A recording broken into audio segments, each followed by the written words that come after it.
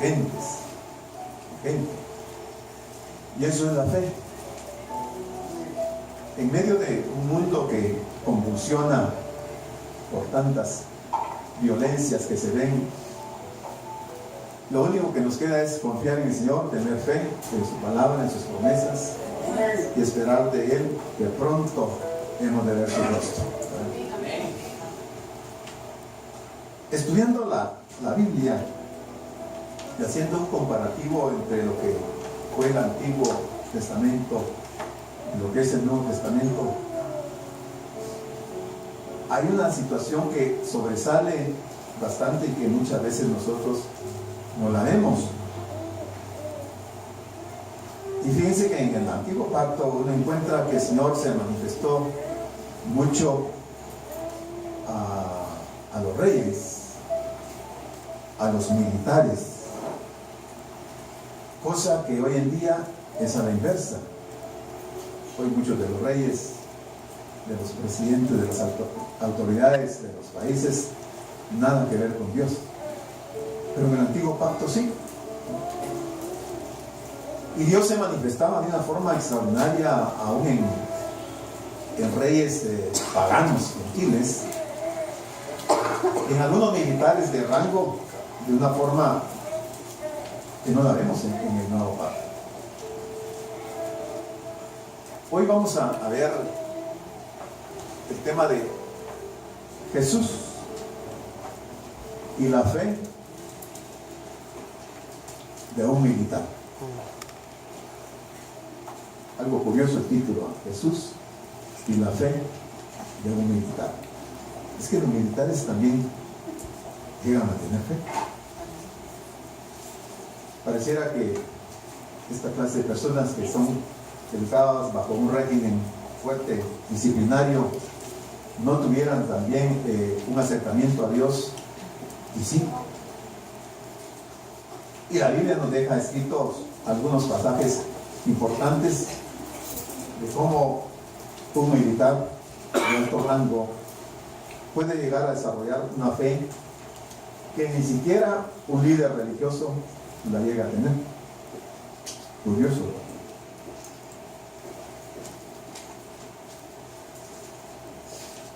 En algunas monarquías del Antiguo Testamento encontramos interesantes confesiones de reyes gentiles con respecto a Dios.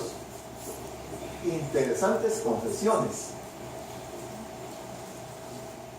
de reyes gentiles con respecto a Dios. Por ejemplo,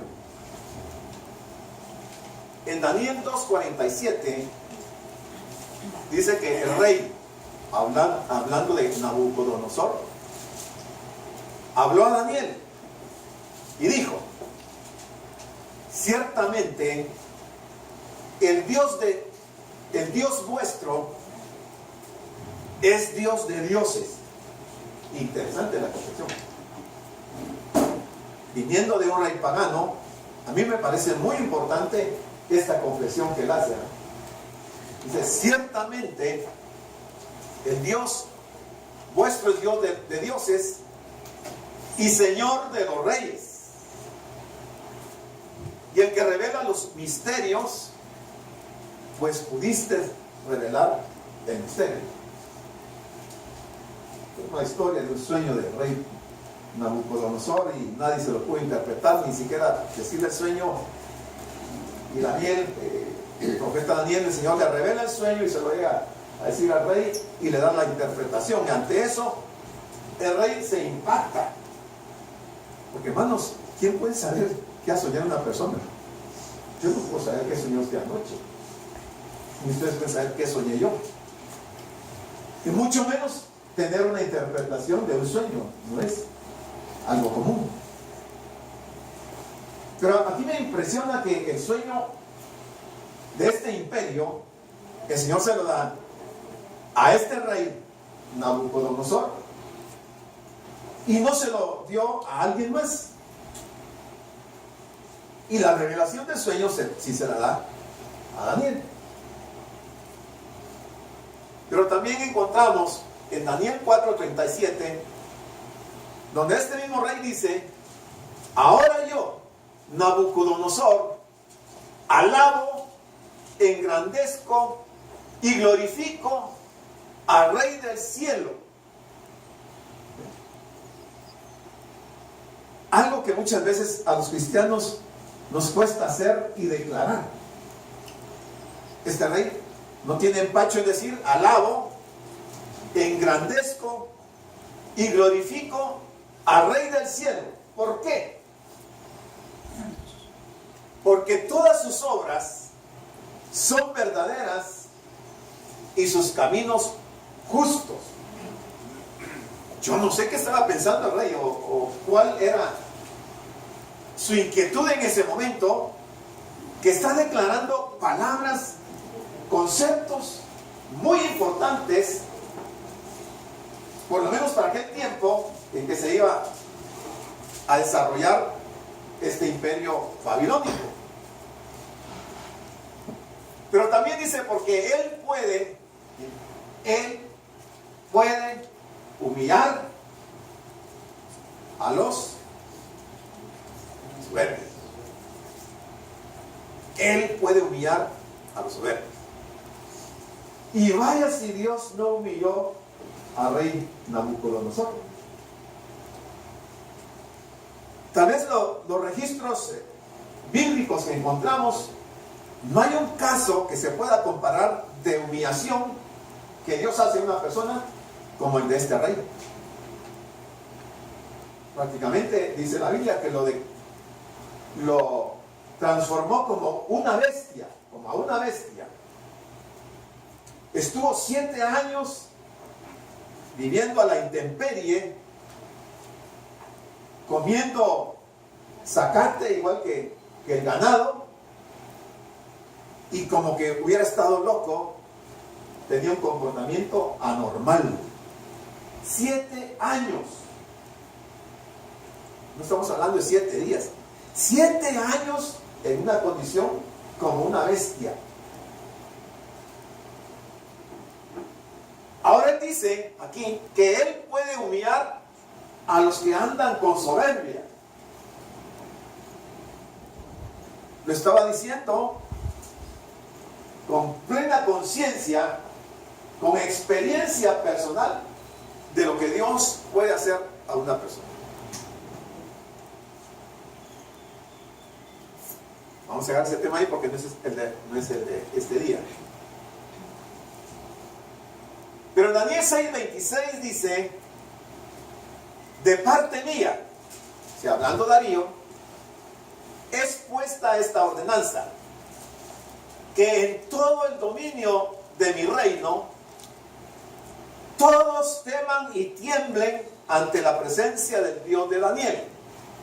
¿Por qué? Porque Él es el Dios viviente y permanece por todos los siglos, y su reino no será jamás destruido. Su reino no será jamás destruido, y su dominio perdurará hasta el fin. Otro rey pagano profetizando. Esa es una profecía. Está declarando una verdad que si Dios no se la revela, ¿de dónde le iba a salir a Darío semejante pensamiento? En el 27 dice de Daniel 6: Él salva y libra, y hace señales y maravillas en el cielo y en la tierra. Él ha librado a Daniel del poder de los leones. La experiencia de Daniel en el pozo de los leones, ustedes la conocen. Pero mire lo que está declarando el rey Darío. Ya vimos lo que... Y Darío, un rey de Media. El primero, Nabucodonosor, un rey de Babilonia. O sea, 2 reyes de 2 de los grandes imperios mundiales que la historia registra.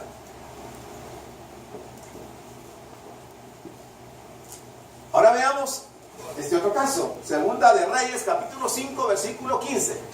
Y volvió. Nada más le pongo yo ahí porque en este versículo no lo completé con los textos antecedentes.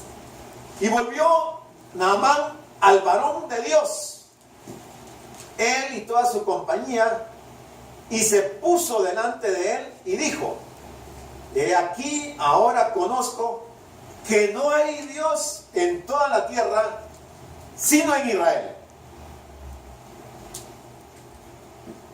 La mano derecha del rey asirio, un gran general, un gran militar, ahora con la experiencia de haber conocido al Dios de Israel, declara estas palabras: no hay Dios en toda la tierra sino en Israel. Qué bueno sería que esto lo entendieran los musulmanes, los orientales, los africanos y todo el mundo. No hay Dios fuera de Jehová. Eres el único. Te ruego que recibas algún presente de tu siervo. Bueno, sin embargo, encontramos al faraón de Egipto que no se humilló ante Dios.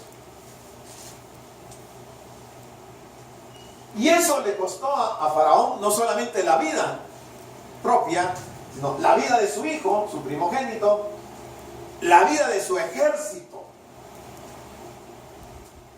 porque no quiso humillarse delante de Dios.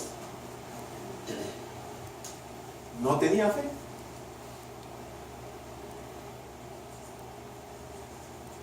Los anteriores, quizás por un momento en su vida, tuvieron un luzazo de fe y expresaron esas palabras que ya hemos leído, que están registradas en Daniel.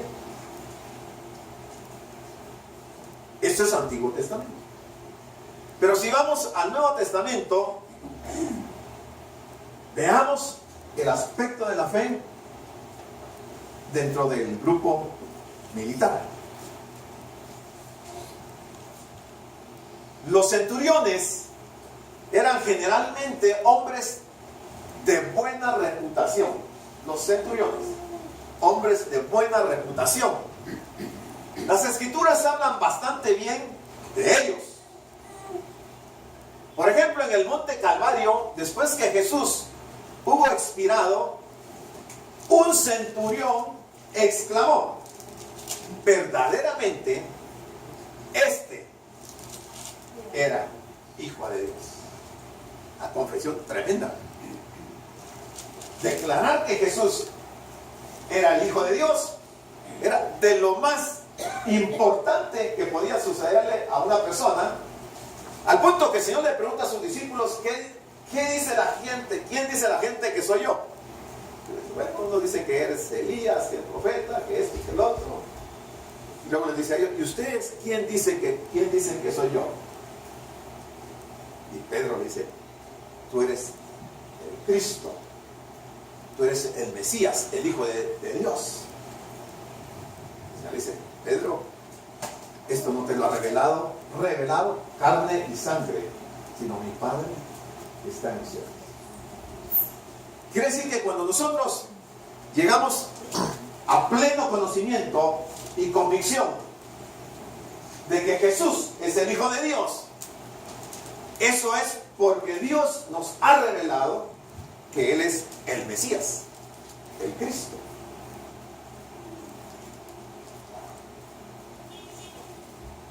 Tenemos el caso de otro centurión, Cornelio.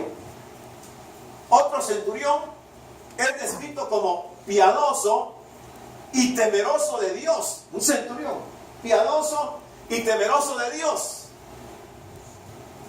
junto con toda su casa. Tenía influencia en su hogar y toda su casa también era creyente,